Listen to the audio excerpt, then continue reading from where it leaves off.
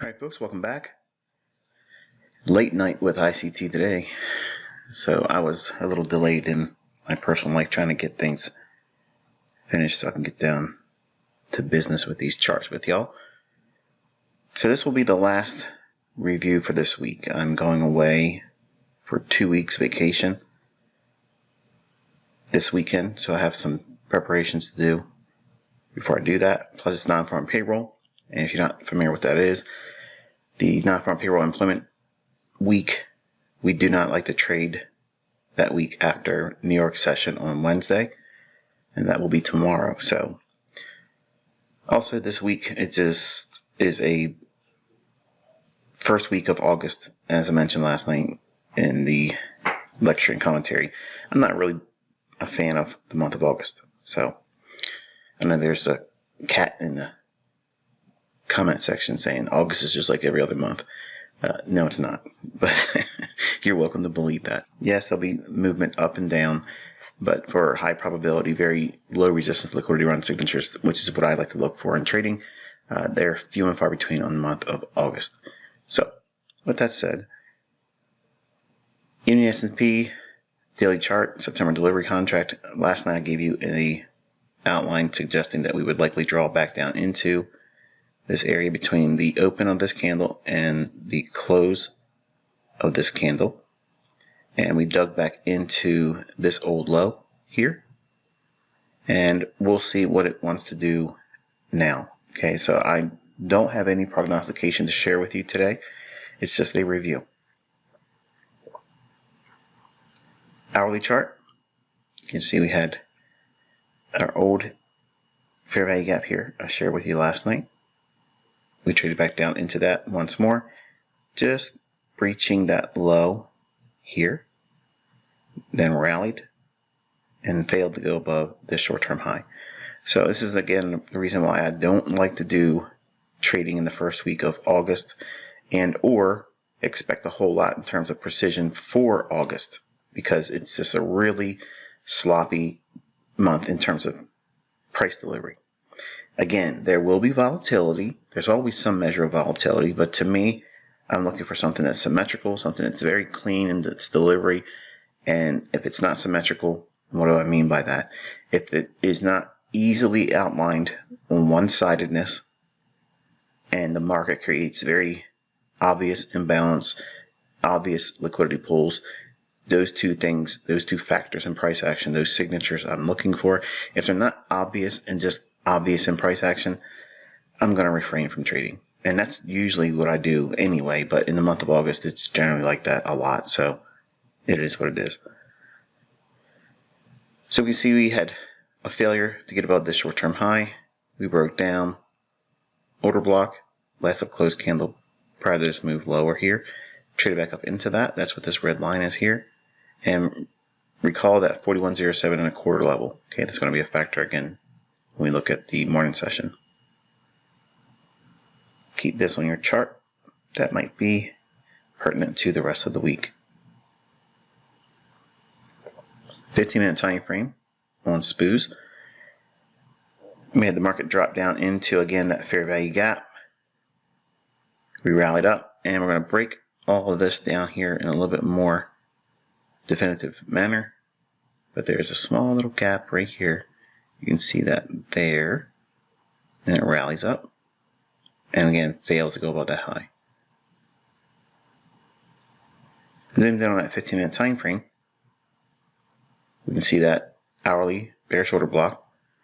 It runs up into it here, breaks down, creates a small little gap here, redelivers to that fair value gap, drops once more, creates another imbalance here, so re-delivers to the top of that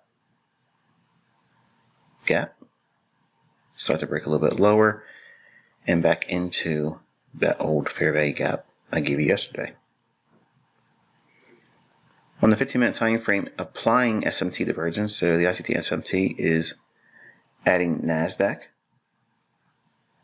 to an overlay, which is on TradingView. If you look up here in the upper left-hand corner, you'll see like a little plus symbol. Click on that, and you'll be able to add whatever symbol you want, and click on New Pane. And New Pane will plot it down here. And then somewhere in here, I hover over here with my mouse, and it'll give you like a little gear. Click on that and change it to plot the instrument on the low. So what I'm showing you is the comparison to these lows compared to the lows of NASDAQ. So S&P went lower, NASDAQ failed to make that lower low. So there's a SMT divergence. So we're seeing the completion of that fair value gap being completely redelivered and just outside of it here, while at the same time NASDAQ was unable to make that lower low that was comparably seen with S&P. And then we had displacement to the upside, shift in market structure, fair value gap drops up into it once more and rallies. Now you don't see it here, but that 41.07 level is in here. Okay, that's the old imbalance that we've been following. That's a upside objective, but we went above it, so now that level is going to be a factor again. So let's take a closer look at that. So here's that 41.07 level. Here's that low during the AM session. We rally, short-term shift in market structure, fair value gap. We drop down in, return back to 41.07 real support resistance, folks. Rallies again into a fair value gap. And also notice that we failed to get above these relative equal highs. Again, that's an August signature. It's going to sometimes fail. That's why I don't like to trade this month. It's also characteristic of a non-farm payroll week where we expect it to be a little less stellar in its delivery. Not just the S&P, but Forex as well. So we have the midpoint of this last up close candle. That's the mean threshold. And you can see how the bodies of the candles dig right into that during the PM session.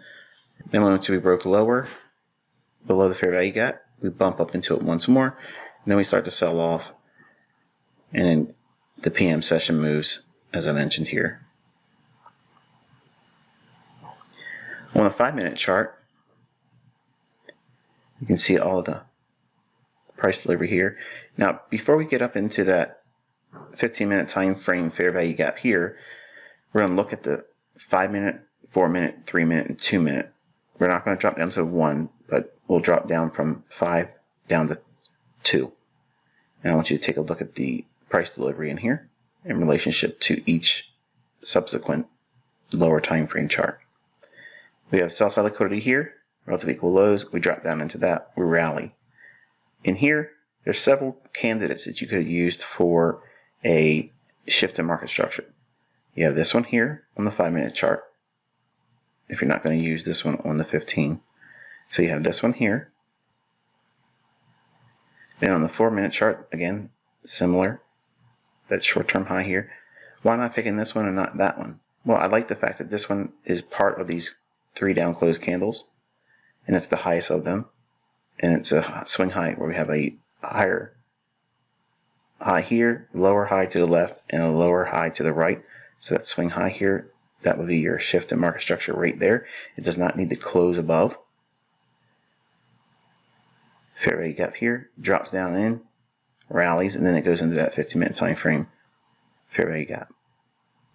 If you look real close, there's a smaller little one right in here as it runs back into that old 41.07 level. Again, if you're familiar with the last several discussions and lectures and charts I've been sharing, you'll know what that 41.07 level is. That's why it's important to take notes. And the 3-minute chart, we have the fair value gap here, measuring the low here to that high. Now, why am I doing that? Because we've seen a stop run here. So I'm not interested in just this and all that movement down here. I want to see a real price swing. So we drop down here and then we run. There's our imbalance. So what is this? Intermediate term price swing. There's the imbalance. It drops back down in. That could be a buy right there. And then we can use this one over here for the 15-minute time frame. But this is your model, quote unquote, entry for this morning session.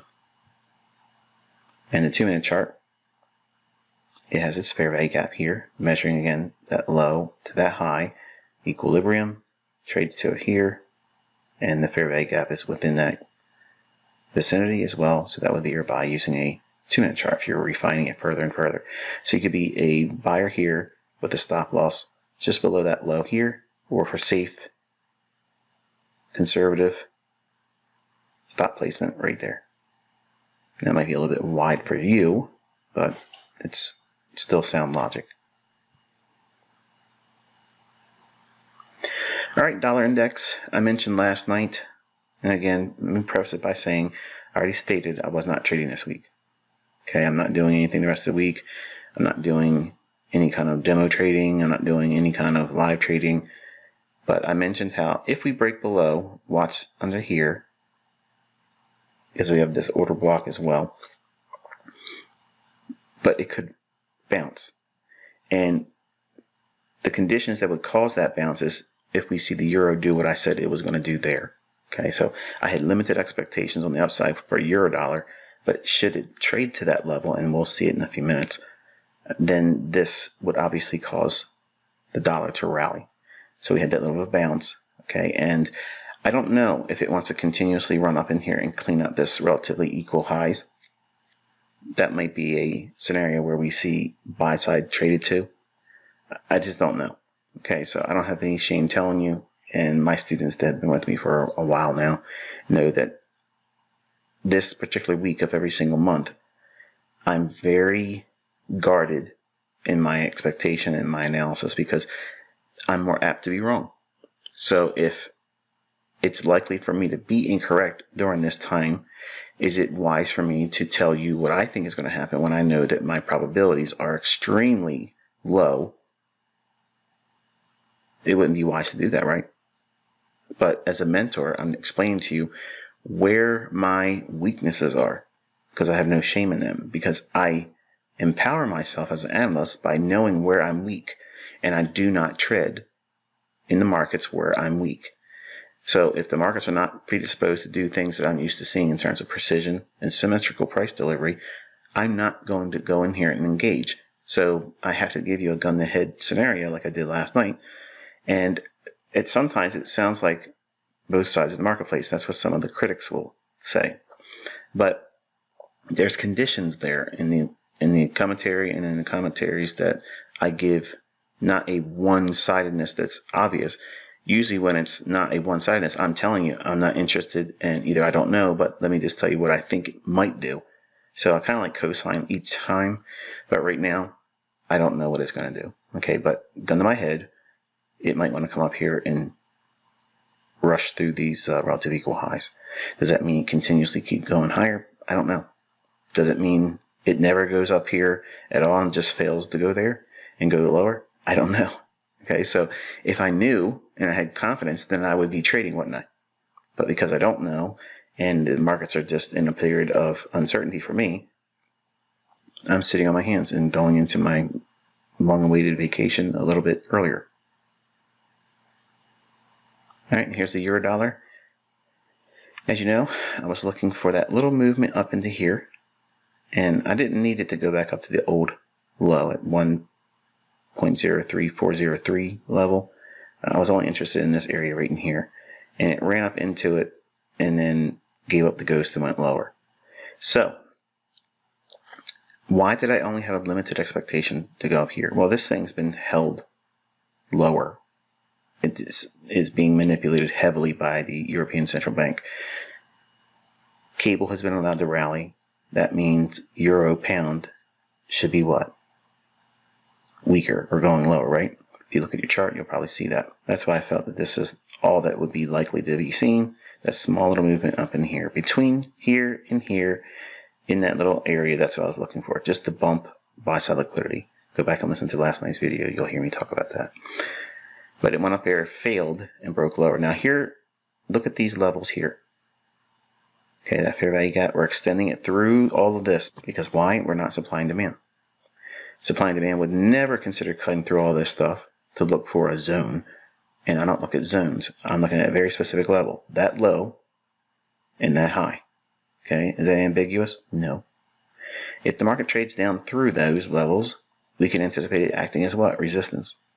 Real support and resistance. Or institutional support and resistance, since you like to take my words and apply all kinds of silliness to them. Institutional candles that don't exist. All right, so we have a break below it here. Now notice there's nothing really up here for like the fair value gap or the model. Okay, none of that occurred up here. And we're going to break that down further. But we trade through it here, and look what happens. Run back right back up into it here, and gives up the ghost and goes lower. See that? It's neat, isn't it? And on the 15-minute time frame, you can see again, nothing up here. We don't have the shift in market structure. It's just hanging around at that old level I gave you on the daily chart. It just pumps through it a little bit like I gave you last night, and then boom, gives up the ghost. Any fair value gaps in here that traded back into? Nope. How about in here? Nope. How about in here? Nope. See, nothing was left open for it. So can you take a trade in those environments? I would humbly submit I am not interested in trading these types of markets because they're not providing what? The signatures I'm teaching you that exist in high probability, low resistance liquidity run signatures. See how that works? Yes, the market has moved. Yes, the market went lower. Yes, the market went to where I said it was going to go here. But none of that equated to a trade for me. And even though it went lower, it doesn't give me any of the setups that I would be looking for. See that? So, the first one that occurred was late in the morning around London close. So we have the high, low, shift in market structure went lower, fair value gap, trade into it here, once more here, and then trades lower. Then we have a gap, trades up into it, breaks lower. We have another gap here, trades lower. That's too late in the day for me. Another one here, there, and trades down below the 1.01658 level. So, hopefully this kind of like gives you a visual representation of what it looks like when I'm not interested in the marketplace. Yes, there's all kinds of little retracements and such, but it's not as clean and symmetrical as I've been teaching you and what to look for in terms of price action. So I know this probably wasn't one of the better videos, but hopefully it explains why I'm not interested in the marketplace and why it's not really delivering an exciting, very one-sided delivery in price. Yes, this market has gyrations. Yes, it's moving up and down, but it's not providing a model entry for me. And if that's the case, then I would consider that gambling if I were to participate. So, I don't gamble, and I don't teach my students to gamble. Hope you found this one insightful. I'm going to be gone for a while. Don't freak out. And when I come back, I'll return back to commentaries and instructional lectures for your edification. Until I talk to you next time, be safe.